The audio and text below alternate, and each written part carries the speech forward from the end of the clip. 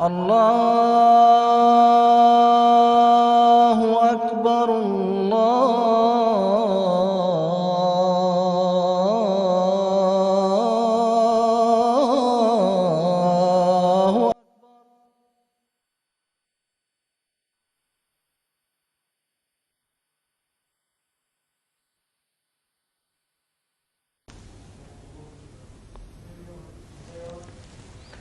اعوذ باللہ من الشیطان الرجیم بسم اللہ الرحمن الرحیم۔ ناظرین کرام السلام علیکم ورحمۃ اللہ وبرکاتہ۔ پروگرام فقہی مسائل کے ساتھ ہم آپ کی خدمت میں حاضر ہیں۔ جو سوالات آپ ای میل کے ذریعے یا ٹیکسٹ کے ذریعے ہمیں بھجواتے ہیں وہ ہم اس پروگرام میں شامل کرتے ہیں۔ مختلف موضوعات سے متعلق آپ کے سوالات ہوتے ہیں۔ جو بھی سوالات ہمیں موصول ہوتے ہیں ہم کوشش کرتے ہیں کہ جس قدر جلد ممکن ہو اس کی باری جو ہے وہ آ جائے اور وہ پروگرام میں شامل ہو، تاکہ ہمارے دیکھنے والوں کو جلد از جلد ان کے بھیجے ہوئے سوالات کے جواب جو ہیں وہ ملتے رہیں۔ کوئی بھی سوال آپ کے ذہن میں ہو وہ آپ ہمیں بھجوا سکتے ہیں۔ رابطے کے لیے تفصیلات آپ کو اس وقت سکرین پر نظر آ رہی ہیں۔ ہمارا ای میل ایڈریس، ٹیکسٹ نمبر جو ہے وہ آپ نوٹ کر کے اس کے ذریعے سوالات ہمیں بھجوائیں۔ ہم انشاءاللہ اپنے علماء کرام کی خدمت میں پیش کر کے ان کے جوابات آپ کے سامنے رکھیں گے۔ آج کے ہمارے اس پروگرام میں شریک گفتگو ہوں گے مکرم و محترم مولانا ظہیر احمد خان صاحب یہاں لندن اسٹوڈیوز میں، اور ٹیلی فون لائن پر مکرم و محترم جناب مولانا مبشر احمد صاحب کاہلوں ہمارے ساتھ شامل ہوں گے۔ السلام علیکم کالم صاحب۔ وعلیکم السلام ورحمۃ اللہ۔ جی کالم صاحب، یہ لاڑکانہ سندھ سے سوالات کچھ موصول ہوئے ہیں ریاض احمد طاہر ابڑو صاحب کی طرف سے،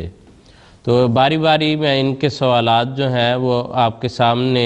یک کے بعد دیگرے رکھتا جاؤں گا، تو آپ براہ کرم اگر ان کے جوابات جو ہیں وہ مختصر طور پر ارشاد فرما دیں۔ ان کا پہلا سوال یہ ہے، کہتے ہیں کہ اگر کسی کی روزانہ کی یہ روٹین ہو کہ آفس سے گھر جاتے ہوئے مغرب کی نماز کا وقت ہو جاتا ہو، تو کیا رستے میں گاڑی روک کر نماز ادا کرنی چاہیے یا گھر جا کر عشاء کی نماز کے ساتھ بھی جمع کی جا سکتی ہے؟ بات یہ ہے کہ شریعت نے یہ حکم دیا ہے کہ نماز پوری توجہ اور اطمینان کے ساتھ اس کی تمام شرائط کو ملحوظ رکھتے ہوئے پڑھنی چاہیے۔ لیکن اگر مجبوری ہے، سفر ہے، تو مجبوری کی کئی شکلیں ہوں گی۔ تو شریعت نے فرمایا کہ ہر مجبوری کے لحاظ سے انسان خلوص نیت کے ساتھ فیصلہ کرے کہ اب میں نے اس نماز کو کیسے ادا کیا۔ چنانچہ دیکھیں رسول پاک صلی اللہ علیہ وسلم جب سفر میں ہوتے تھے، اونٹوں پہ سفر کر رہے ہیں، تو صحابہ بیان کرتے ہیں کہ آپ دوران سفر اپنے اونٹ پہ بیٹھے ہیں اور نوافل ادا کر رہے ہیں، لیکن جب فرض نماز کا وقت ہوتا تھا تو قافلے کو رکوا کر نیچے اترتے تھے، اور وہ چونکہ باجماعت پڑھنی ہوتی تھی تو نیچے اتر کے نماز باجماعت پڑھایا کرتے تھے۔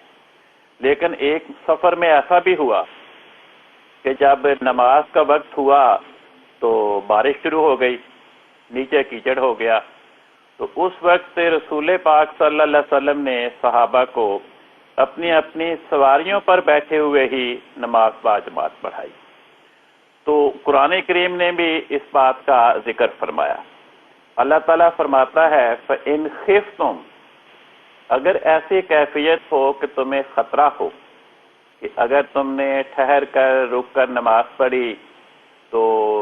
جان کے نقصان کا خطرہ ہے، کوئی فتنہ و فساد پیدا ہوگا، تو فرمایا فَرِجَالًا اور رُكْبَانًا، اگر خطرہ ہو، خوف کی کیفیت ہو تو پیدل چلتے چلتے بھی نماز پڑھ لو، یا رُكْبَانًا اونٹ پہ، گھوڑے پہ، سواری پہ بیٹھے بیٹھے نماز پڑھ لو۔ تو یہ ہر انسان نے خلوص نیت کے ساتھ اپنے حالات کے بارے میں فیصلہ کرنا کہ اگر کوئی ایسے علاقے میں ہے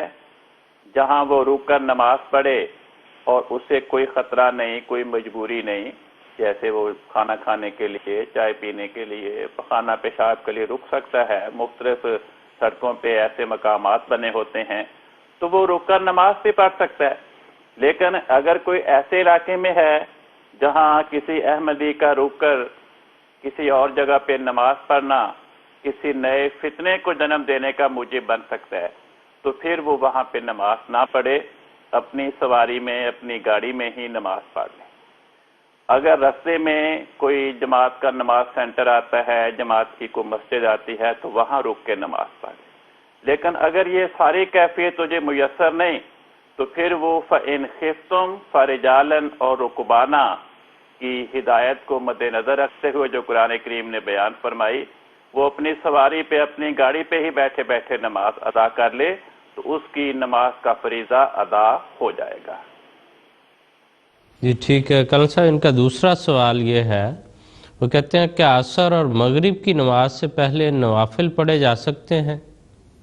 جی، عصر کی نماز سے پہلے نوافل پڑھے جا سکتے ہیں، بلکہ بعض احادیث میں آیا ہے کہ رسول پاک صلی اللہ علیہ وسلم بعض اوقات عصر کی نماز سے پہلے 2 سنتیں یا 4 سنتیں پڑھا کرتے تھے. وہ سنتیں ان نوافل کو کہا جاتا ہے جنہیں رسول پاک صلی اللہ علیہ وسلم یا ہمیشہ ادا کرتے تھے یا کبھی کبھی ادا کرتے. اور جو نماز مغرب ہے اس کے بارے میں احادیث میں لکھا ہے، صحابہ بیان کرتے ہیں کہ جب مغرب کی اذان ہو جاتی تھی تو رسول پاک صلی اللہ علیہ وسلم کے مغرب کی جماعت کے لیے تشریف لانے سے پہلے صحابہ بڑی کثرت کے ساتھ 2 نفل پڑھ رہے ہوتے تھے. اور اگر کوئی اجنبی آدمی اس وقت سے مسجد میں آئے تو وہ کثرت کے ساتھ صحابہ کو نوافل میں مشغول دیکھ کر یہی سمجھے گا کہ شاید مغرب کی نماز باجماعت ہو چکی ہے اور یہ لوگ بعد میں سنتیں ادا کر رہے ہیں. ایک شخص نے ایک صحابی حضرت انس بن مالک سے پوچھا کہ کیا رسول پاک صلی اللہ علیہ وسلم خود بھی مغرب کی نماز سے پہلے نوافل پڑھا کرتے تھے؟ تو انہوں نے جواب دیا کہ ہم مغرب کی اذان کے بعد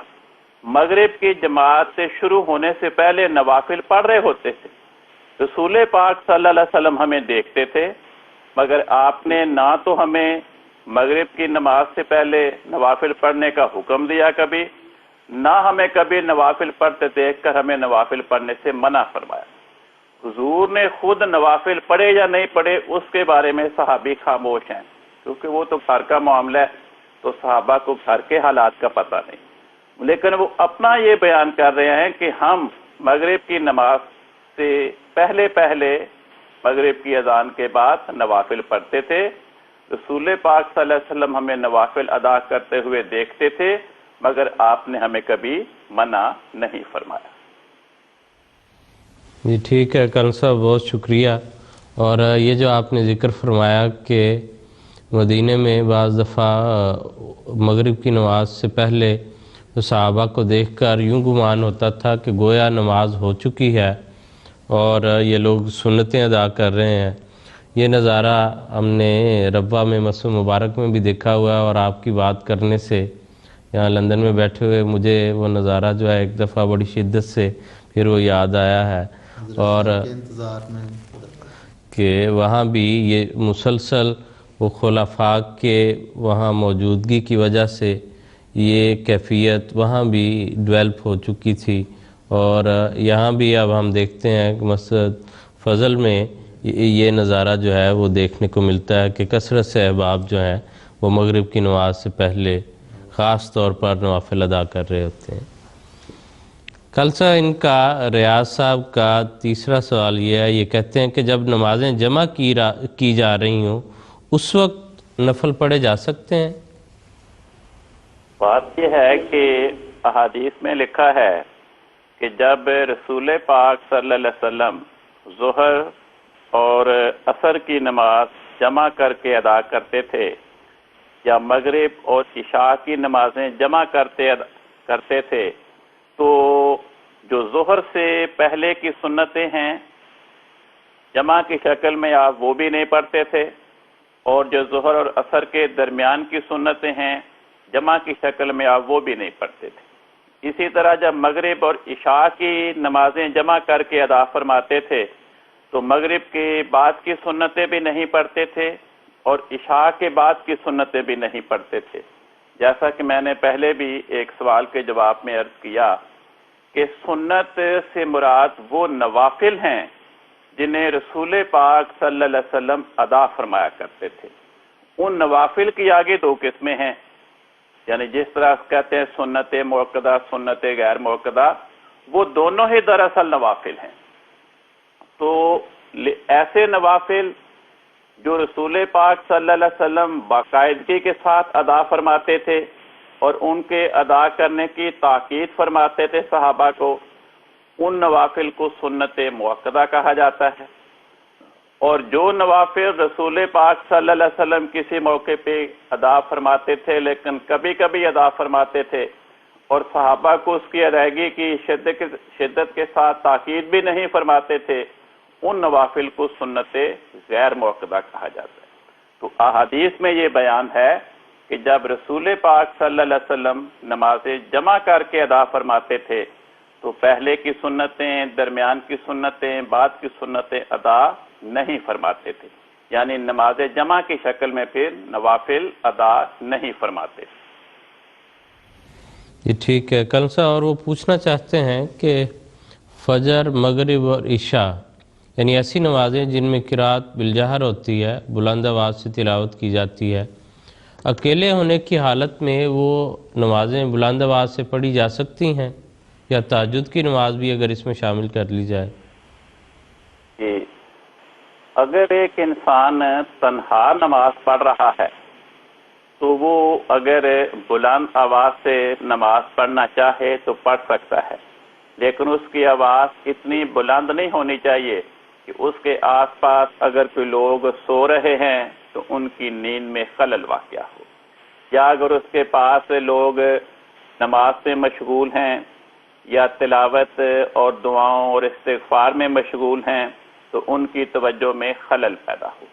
اگر وہ ایسی جگہ پر ہے جہاں ایسی صورت نہیں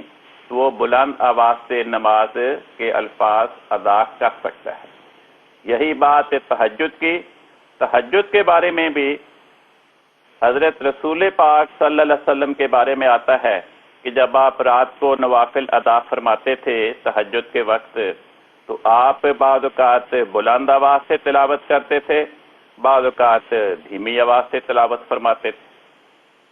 اور حضرت ابن عباس کہتے ہیں کہ آپ بعض اوقات اتنی بلند آواز سے تلاوت فرماتے تھے تہجد میں کہ جو شخص آپ کے کمرے میں ہو وہ آپ کی آواز کو سن سکتا تھا. جی ٹھیک ہے کل صاحب، بہت شکریہ. ڈاکٹر صاحب یہ ایک سوال میں آپ کی خدمت میں پیش کرنا چاہتا ہوں کہ کیا یہ جائز ہے کہ خطبہ کوئی اور شخص دے اور نماز کوئی دوسرا پڑھائے؟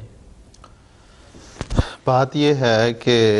قرآن کریم اور احادیث نبویہ جو اسلام کے بنیادی ماخذ ہیں ان میں ہمیں ایسی کوئی ہدایت، ایسی کوئی روشنی نہیں ملتی، خاص طور پہ اس بارے میں کہ امام جو ہے خطبہ کوئی ایک دے اور نماز کوئی اور پڑھائے، خاص طور پہ جمعہ یا عید اس قسم کی.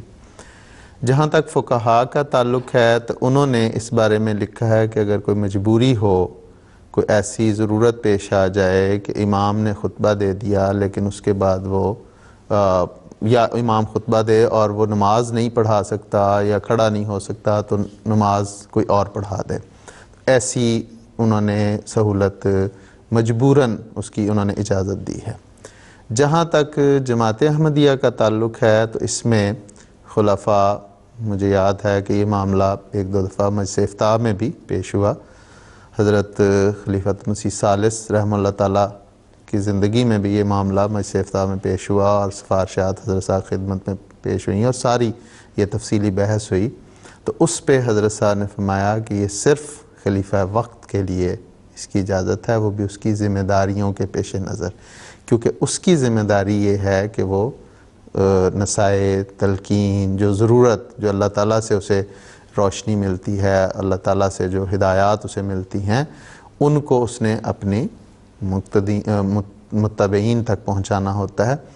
باقی صورتوں میں اگر کوئی شخص نماز نہیں پڑھا سکتا تو وہ خطبہ بھی کوئی اور دے سکتا ہے، جو کوئی ایسی ضروری تو نہیں چیز۔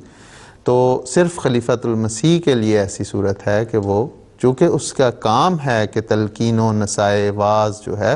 جو اللہ تعالیٰ نے اس کو سپرد کی ہے ذمہ داری، اس کو اس نے اپنے ماننے والوں کو، اپنے پیروکاروں کو پہنچانا ہوتا ہے۔ اس لیے اگر کوئی ایسی صورت پیش آ جاتی ہے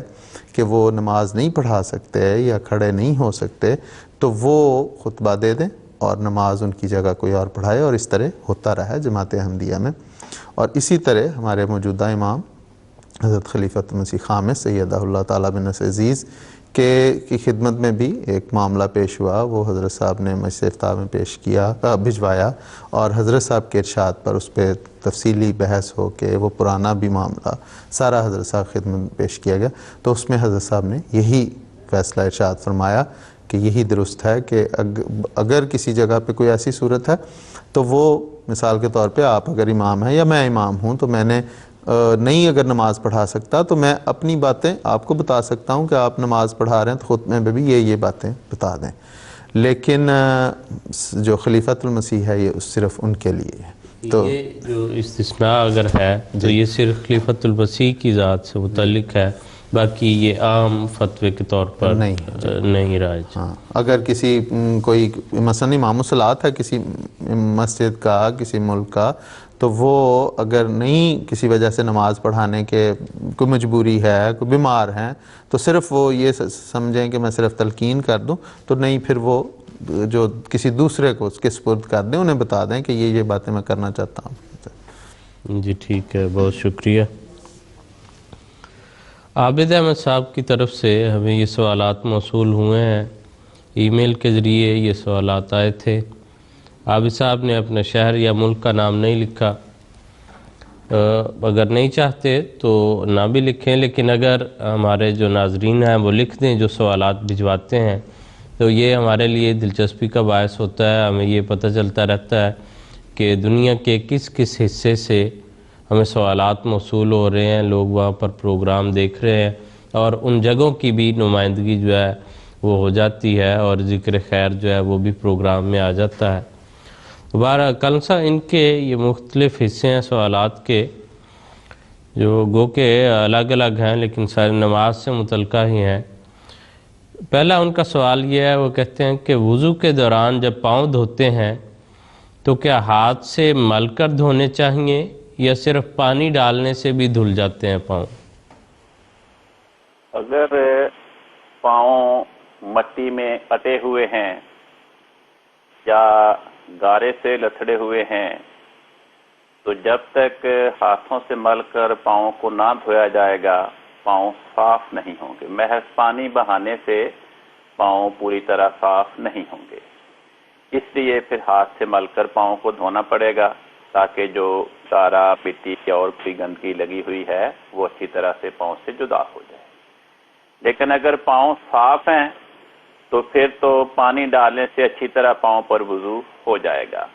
لیکن بعض لوگوں کی پاؤں کی انگلیاں ان میں آپس میں کافی خلا ہوتا ہے، وہ تو عام نارمل طریق پر ہی پانی ڈالنے سے پاؤں کی انگلیوں کے درمیان بھی پانی چلا جاتا ہے اور درمیانی جگہ بھی دھل جاتی ہے، صاف ہو جاتی ہے۔ بعض لوگوں کے پاؤں کی انگلیوں کا گوشت اس قسم کا ہوتا ہے کہ یوں لگتا ہے جیسے ان کے درمیان خلا نہیں ہے، تو اس قسم کی صورتحال کے لیے حضرت رسول پاک صلی اللہ علیہ وسلم کی یہ ہدایت ہے احادیث میں کہ جب وضو کرو تو ہاتھوں کی انگلیوں اور پاؤں کی انگلیوں کے درمیان خلال کرو اور اچھی طرح پانی ڈالو تاکہ درمیانی جگہ بھی صاف ہو جائے۔ ٹھیک ہے۔ کلسا ایک سوال ان کا یہ ہے کہ اگر کوئی شخص نماز پڑھ رہا ہے اور اس کے سامنے سے مجبوراً گزرنا پڑتا ہے، ویسے تو اس کی حدیث میں ممانعت ہے، لیکن وہ جاننا چاہتے ہیں کہ اس کی حد بندی کیا ہے، کتنے فاصلے سے گزرنے کی اجازت ہے؟ حدیث میں یہ بیان ہوا ہے کہ جب کوئی شخص، حضرت رسول پاک صلی اللہ علیہ وسلم فرماتے ہیں کہ جب کوئی شخص نماز پڑھے تو وہ اپنے سامنے قبلہ رخ کوئی چیز رکھ لے، اور اگر اسے کوئی اور چیز نہیں ملتی وہ اپنا سوٹا گاڑ لے، اگر اس کے پاس سوٹا بھی نہیں ہے تو وہ ایک لکیر کھینچ لے۔ اور پھر فرمایا کہ حضرت رسول پاک صلی اللہ علیہ وسلم کے جو ارشادات ہیں کہ اپنے سامنے کوئی ایسی چیز رکھ لے، اسے اصطلاح میں سترا کہا جاتا ہے، اس کے آگے سے کوئی گزرے تو پھر کوئی حرج نہیں، لیکن وہ کتنا فاصلہ ہو اس فاصلے کی تعیین کے بارے میں مجھے تاحال کوئی حدیث نہیں مل سکی۔ البتہ بزرگوں نے اپنے اپنے ذوق کے مطابق اپنے خیالات کے تحت اندازے بیان فرمائے ہیں۔ بعض بزرگ یہ کہتے ہیں کہ انسان کے سجدہ جہاں پہ وہ ماتھا رکھتا ہے سجدے کے لیے، اس جگہ سے آگے سے بے شک کوئی گزر جائے۔ بعض کہتے ہیں کہ نہیں، اتنی قریب سے نہ گزرے گا تو اس کی توجہ منتشر ہونے کا امکان ہے، اس لیے وہ ایک اس کی سجدہ گاہ سے ایک اور نمازی کی نماز پڑھنے کی جگہ کے برابر فاصلے سے آگے سے گزر جائے۔ بعض کہتے ہیں 2 آدمی نماز پڑھ سکے اس سے آگے سے گزر جائے۔ تو یہ سب مختلف بزرگوں اور فقہا کے ذاتی اجتہادات ہیں، احادیث میں اس فاصلے کی کوئی تعیین بیان نہیں ہوئی۔ جی ٹھیک ہے۔ خالصہ ایک سوال ان کا یہ ہے کہ اگر نماز کے دوران اچانک کسی بات پر ہنسی آ جائے، اس بارے میں کیا حکم ہے؟ نماز ہو جاتی ہے یا دوبارہ پڑھنی چاہیے؟ کیا صورت ہوگی؟ نماز کیا ہے اس پہ ہمیں غور کرنا چاہیے۔ حضرت رسول پاک صلی اللہ علیہ وسلم فرماتے ہیں کہ نماز کے دوران بندہ اپنے پروردگار سے راز و نیاز کی باتیں کر رہا ہوتا ہے۔ تو اگر کوئی نماز کے دوران ہنس رہا ہے، کہہ کے لگا رہا ہے، تو اس کا اللہ تعالیٰ کے ساتھ راز و نیاز کی کیفیت وہ تو ختم ہو گئی۔ چنانچہ حدیث میں لکھا ہے کہ اگر کوئی نماز کے دوران نمازی ہنستا ہے، کہہ کا لگاتا ہے، تو وہ نماز اپنی دہرائے، اس کی نماز نہیں ہوئی۔ جی ٹھیک ہے، بہت شکریہ۔ زیر صاحب، سمرت الحی صاحبہ لاہور پاکستان سے، انہوں نے 2 سوالات ہمیں بھجوائے ہیں۔ وہ کہتی ہیں مسح کرتے ہوئے کون سا ہاتھ استعمال کرنا چاہیے؟ اصل بات یہ ہے کہ مسح اب یہ واضح نہیں ہے کہ وہ کس قسم کا مسح آپ پوچھ رہی ہیں۔ ایک تیمم میں مسح ہوتا ہے، ایک وضو کے دوران سر کا مسح ہوتا ہے، اور ایک اگر کوئی شخص وضو کر کے اس نے جرابیں پہن رکھی ہیں اور وہ مقیم ہے تو مقیم کی حالت میں 24 گھنٹے تک، وضو ٹوٹنے کے بعد 24 گھنٹے تک وہ ان جرابوں پہ مسح کر سکتا ہے، اور اگر وہ مسافر ہے تو وضو ٹوٹنے سے 3 دن تک 72 گھنٹے تک وہ مسح کر سکتا ہے۔ اگر وضو کرنے کے بعد وہ جرابیں پہنتا ہے تو جب اس کا وضو پہلی دفعہ ٹوٹتا ہے تو اس وقت مسح کی مدت شروع ہوتی ہے، ٹھیک ہے۔ تو اس میں اگر تو وہ پوچھ رہی ہیں تیمم کا مسح، تو اس کے متعلق آتا ہے کہ دونوں ہاتھ مٹی پہ مار کے، بلکہ یہاں ضمناً یہ ذکر آ گیا تیمم کا طریق اگر ساتھ ہی آپ بیان کر دیں۔ تیمم کا طریق یہ ہے کہ دونوں ہاتھوں کو پاک صاف مٹی والی جگہ پہ مار کے تو اپنے منہ پہ اسے پھیرا جاتا ہے، اور دونوں طریق ہیں، ایک یہ کہ ایک دفعہ مار کے اپنے منہ کو کر لیا، اور دوسری دفعہ مار کے اپنے یہ جو ہاتھ ہیں ان کو کر لیا۔ اور بعض روایات میں یہ بھی ذکر آتا ہے کہ یہ بازوؤں پہ بھی وہی ہاتھ پھیرنے کا ذکر آتا ہے، ٹھیک ہے۔ ایک تو یہ تیمم کا طریق ہے، اور ایک یہ ہے کہ ایک ہی دفعہ مار کے اپنے منہ پہ اور ہاتھوں پہ مسح، یہ دونوں طریق ہیں۔ یعنی وہ مٹی پہ وہ جو ہے اس کے لیے کوئی مٹی لینا نہیں، وہ ہے مٹی والی جہاں پہ جو مٹی والی جگہ ہے، کوئی دیوار ہے، کوئی اس قسم کی ضروری نہیں ہے کہ وہ کافی ساری جس طرح مقدار ساتھ آنی جس طرح وہ پانی سے وضو کرتا ہے یا پانی سے نہاتا ہے اس طرح وہ مٹی میں لوٹ پوٹ ہوگا تو وہ اس کا غسل یا تیمم ہوگا، یہ مراد نہیں۔ تو ایک تو یہ ہے۔ دوسرا یہ ہے کہ اگر سر کا مسح ہے تو وہ اس میں بھی دونوں ہاتھ استعمال ہوتے ہیں کہ پانی لے کے وہ احادیث میں آتا ہے کہ وہ سر کے اگلے حصے سے شروع کرے اور پیچھے گدی تک لے کے جائے اور واپس لائے، اور اسی طرح فقہا نے ان انگلیوں کو کانوں کے اندر اور ان انگوٹھوں کو کانوں کے باہر اور ان ہاتھ کی پشت کو سر کے پیچھے پھیرنے کا ذکر کیا ہے۔ لیکن احادیث میں مثلا بخاری، صحیح بخاری میں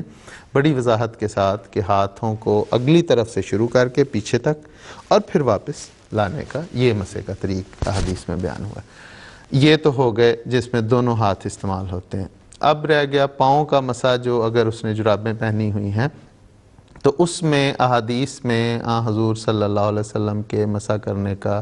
کثرت سے احادیث میں ذکر ملتا ہے، لیکن کسی جگہ پہ بھی مجھے کوئی ایسی حدیث نہیں مل سکی جس میں یہ وضاحت ہو کہ حضور دائیں ہاتھ سے یا بائیں ہاتھ سے یا دائیں پاؤں پہ دائیں ہاتھ سے یا بائیں پاؤں پہ بائیں ہاتھ سے مسح کرتے تھے، ایسی وضاحت نہیں ملی۔ اس سے یہی لگتا ہے کہ عام طور پہ آپ اپنے ہاتھ سے اگر دائیں پاؤں پہ دائیں ہاتھ سے اور بائیں پاؤں پہ بائیں ہاتھ سے مسح کر لیں تو یہ طریق درست ہے۔ اور اس میں بھی اس پاؤں کے مسح میں بھی یہ ہے کہ انگلیوں سے لے کے پیچھے تک، یا اور بعض روایات میں آتا ہے کہ پاؤں کے اوپر والے حصے اور نیچے والے حصے دونوں پہ وہ مسح کیا جاتا ہے۔ تو یہ ہے طریق، یا اگر وہ چاہے تو دائیں ہاتھ سے دونوں پاؤں پہ بھی مسح کر سکتا ہے، تو یہ اس کی جس طرح اس کو سہولت ہے دونوں طریق جائز ہوں گے۔ زیر صاحب میرا خیال ہے کہ ہم یہ سوال بھی کر سکیں گے۔ تو ان کا دوسرا سوال یہ ہے کہ اگر سنتیں ادا کرتے ہوئے کوئی غلطی ہو جائے تو کیا سجدہ سہو کرنا پڑے گا جیسے فرض نماز میں کیا جاتا ہے؟ جیسے کہ پہلے بھی اس کا ایک دفعہ ذکر آیا کہ سجدہ سہو دراصل نماز کے ان ارکان کو چھوڑ دینے پر سجدہ سہو کے علاوہ جن کو ارکان کہا جاتا ہے، جو نماز کی فرائض کہلاتے ہیں، اگر اس میں سے کسی میں سہو ہوا ہے تو اس کی صورت میں وہ چاہے فرض نماز ہے، چاہے وہ سنت نماز ہے، چاہے وہ نفل ہے۔ نفل اور سنت کی بڑی وضاحت کے ساتھ محترم استاد المکرم کالوں صاحب نے تفصیل سے بتا دیا۔ تو فرض ہو یا سنت نماز ہو، اس میں اگر وہ رکن کوئی سہون رہ گیا ہے تو اس رکن کو بھی ادا کیا جائے گا۔ مثال کے طور پہ اگر اس کا سجدہ رہ گیا ہے تو وہ سجدہ بھی ادا کیا جائے گا اور آخر پہ سجدہ سہو بھی کیے جائیں گے۔ لیکن اگر کوئی واجب، مثال کے طور پہ جیسے درمیانی قعدہ ہے، اگر وہ غلطی سے درمیانی قعدے میں درمیانی تشہد 2 رکعتوں کے بعد تشہد بیٹھنے کی بجائے وہ سیدھا اگر کھڑا ہو گیا ہے تو اس صورت میں پھر اسے واپس نہیں بیٹھنا چاہیے، بلکہ وہ اگر وہ فرض مغرب کی نماز پڑھ رہا ہے یا وہ سنتیں پڑھ رہا ہے، 4 سنتیں پڑھ رہا ہے، تو وہ اس کے بعد باقی 2 سنتیں پڑھنے کے بعد بیٹھ جائے گا اور آخر پہ سجدہ سہو کر لے گا۔ پھر اس کو درمیانی قعدے کے لیے تیسری رکعت میں یہ نہیں ہونا چاہیے کہ وہ تیسری رکعت میں پھر درمیانی قعدہ کے لیے بیٹھ جائے۔ جو گزر گیا وہ وجوب میں سے ہے، اگر وہ سہون رہ گیا ہے تو اس کو ادا کرنا ضروری نہیں، وہ فرض نماز ہو یا نفل نماز ہو، دونوں صورتوں میں سجدہ سہو اسی طرح لاگو ہوگا، کیونکہ حضور صلی اللہ علیہ وسلم کی یہ جو وضاحت ہے کہ جب تم میں سے کسی کو نماز کے دوران کوئی معاملہ پیش آئے تو پھر وہ بھول جائے تو اس بھول کا ازالہ کرنے کے لیے وہ آخر پہ 2 سجدے کر لے، یہ سجدہ سہو ہے۔ تو وہ اس میں حضور صلی اللہ علیہ وسلم نے ایسی کوئی وضاحت نہیں فرمائی کہ فرض میں ہو تو کرے، نفل میں ہو تو نہ کرے، بلکہ دونوں نمازوں کے لیے وہ برابر ہی۔ جی ٹھیک ہے زیر صاحب، بہت شکریہ۔ اور اس کے ساتھ ہی ناظرین کرام، ہمارے پروگرام کا وقت تقریباً ختم ہوا چاہتا ہے۔ رابطے کی تفصیلات جو ہے وہ آپ کو اسکرین پر نظر آ رہی ہیں، اس کو استعمال کرتے ہوئے آپ اپنے سوالات ہمیں بھجوا سکتے ہیں۔ ہم اس بات کی حوصلہ افزائی کرتے ہیں یا یہ درخواست کرتے ہیں کہ جو پروگرام کا موضوع ہو اس سے متعلقہ سوالات بھجوائیں تو ہم زیادہ اس کو سہولت سے شامل کر سکیں گے، لیکن اس کے ساتھ ہی ہم یہ بھی چاہتے ہیں کہ ہمارے ناظرین کے ذہنوں میں اگر بعض سوالات پیدا ہو رہے ہیں تو وہ لمبے عرصے کے لیے ان کے ذہنوں میں اٹکے نہ رہیں یا وہ یہ نہ محسوس کریں کہ ہم اس میں شرکت نہیں کر سکتے. تو اس لیے اگر کوئی سوال آپ کے ذہن میں پیدا ہوتا ہے جو موضوع سے متعلق اس وقت کے لحاظ سے نہیں ہے تو وہ بھی آپ ہمیں بھجوا سکتے ہیں. ہم جس حد تک ممکن ہوا اس کو ضرور شامل کرنے کی کوشش کریں گے انشاءاللہ. جی یہ ظہیر صاحب نے یہ یاد دلایا ہے کہ بہرحال وہ ہو فقہی مسائل سے متعلق، عام جو دوسرے جو ہے روزمرہ کی کوئی اور باتیں یا دوسرے جو ہے علم الکلام سے متعلق علم کلام سے متعلق جو ہے اس کے لیے ایک الگ سے ایک جو بڑا جامع پروگرام ہے وہ آپ جانتے ہیں کہ MT پر راہ ہدا کے نام سے جو ہے نشر ہوتا ہے. تو اختلافی مسائل سے متعلق سوالات آپ اس میں پوچھتے ہیں اور جو فقہ سے متعلق ہوں وہ آپ ہمیں بھجوا سکتے ہیں. ہم انشاءاللہ بڑی خوشی سے وہ پروگرام میں شامل کریں گے. انشاءاللہ اگلے ہفتے پھر ملاقات ہوگی. السلام علیکم ورحمۃ اللہ وبرکاتہ.